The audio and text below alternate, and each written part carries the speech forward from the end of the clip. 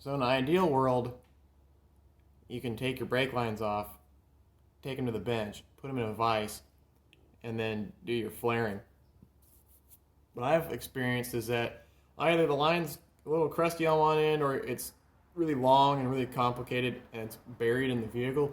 So you can't just take the whole line off, take it over the bench, do your flare, bring it back, hook it all up, and you're good. Normally, what I've had to do is I've had to do flares on the vehicle, and so that can get to be a pain in the butt because I'm sure you guys have all seen this type of flaring kit where you put your line in the block, you gotta match up the line size, and then you use these dies and this press here and you make your flare.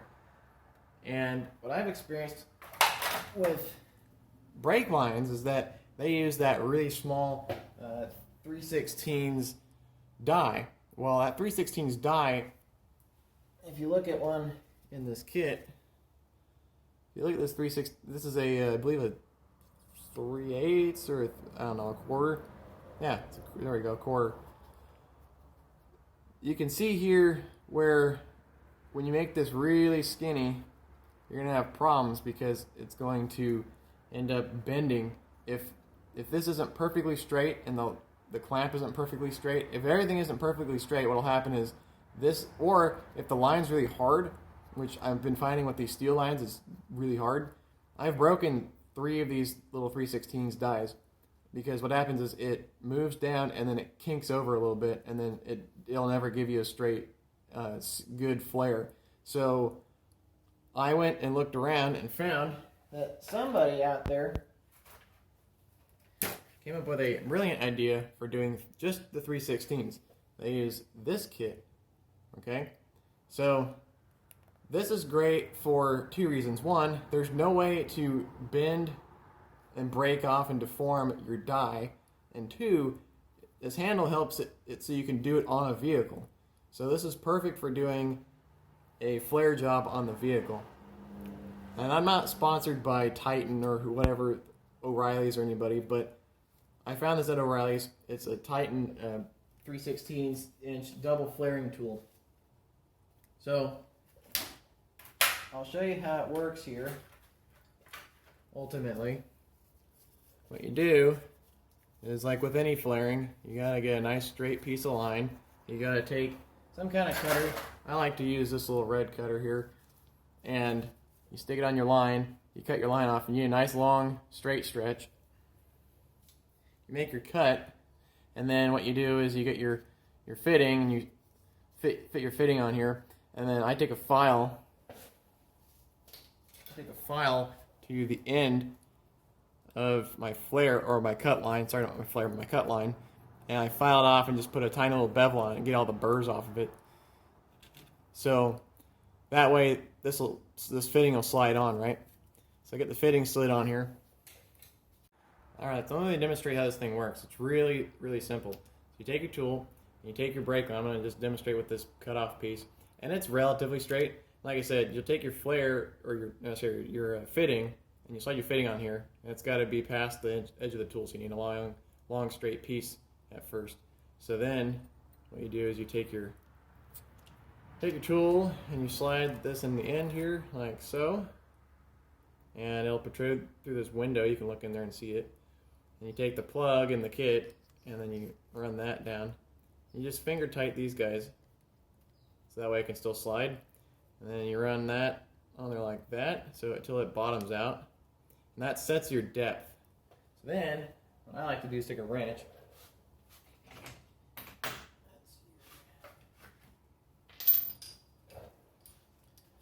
I can take a wrench with a 10 mil and tighten these down.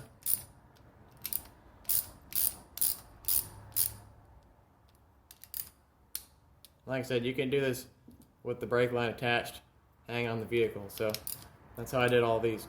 So now you're clamped down nice and tight and your depth is set. So you just unthread this guy. And then you take your die tool. Now it's got number 1 and number 2.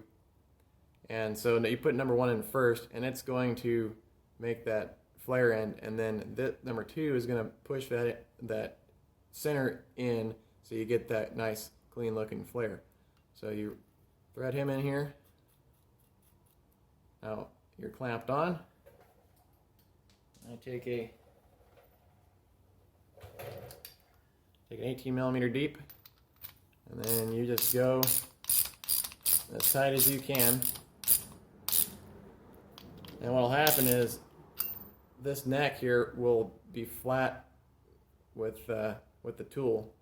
So you go until you can't go any tighter.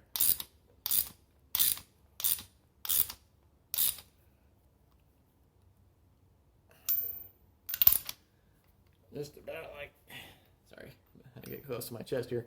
Just about like that. Okay. So you made the first half of your flare. Then you loosen them. Oh, that's tight. Okay. You loosen them.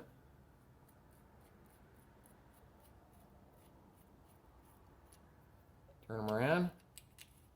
Turn them back in.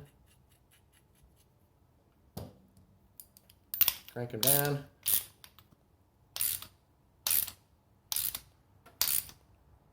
Nice and tight.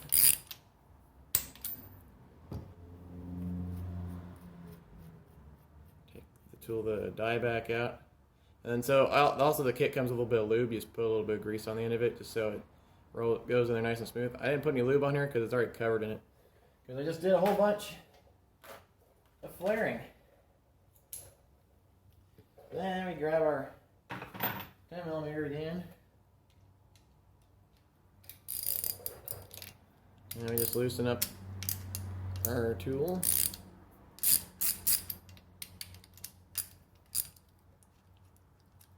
I think after spinning a wrench for 5 or 6 or 8 years, I would know the difference between righty tighty, lefty loosey, but still haven't figured that one out. Anyways, there you are. Nice flare. This one I didn't deburr with a file, so it's a little rough on the edge. But if you do a good deburring with your file before you, like on this side, if I take my file here, and I just knock off the edges and run it nice and flat. This piece is all bent at an angle, so it's not going to work very well. And it's also not a clean cut. This is a broke off piece. So, but you get the idea. If you just file that down, you would get a slightly cleaner, but this would still seal because it's a nice square and beveled flare. So you can do this on the vehicle, and that's how I did all these. I need to get a fitting right here for that guy to tie him to here because my proportioning valve has been moved up. But anyways, that's how you do flares.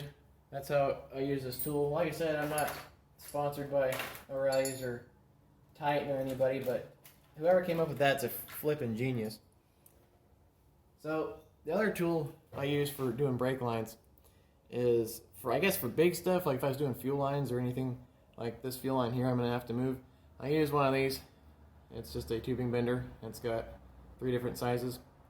It's pretty big and it's kind of bulky, and you can do brake lines with this, but it just, like I said, because it's so big and bulky, it kind of gets in the way.